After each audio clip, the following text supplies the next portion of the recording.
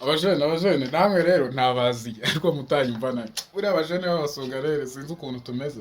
Abajene b'abasongarere bajya bansetsa reka mbivuge gutyo bajya bansetsa ugasanga umujene ni umusongarere akarimo k'amaboko nta na kamwe azi gukora uramurangira akarimo k'amaboko wari mugenda agakubita amasaha 6 bakamuha inote ye ya 4 cyangwa 5 atayo mafaranga n'abayede ntago nayakora. Oh my god, ibaze na umuntu arifashe yanze kujya mu turimo tw'amaboko ariko mu kanya gato saa 7 saa 8 ko najya kubona akabona phone iramuhamagaye umukobwa aramubwiye ati hi baby ngo mu rugo nahasigaye ndi nyine ubu ndi nyine irungu ryanyije ngo wansuye.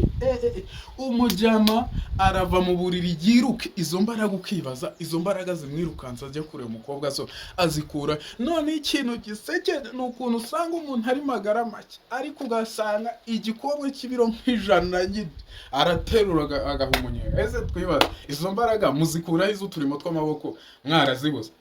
Arya ngo satani mu bibi abatiza imbaraga. Aha gusa nimuhinduke izo mbaraga mujye guteruza abakobwa muzikoresha mu turimo tw'amaboko mutanyumva nabi niwagwana umuhungu wanyu mba nivugira gusa nzababwira mpaka nkorera follow tujye dukomeza twibanire. Ciao ciao.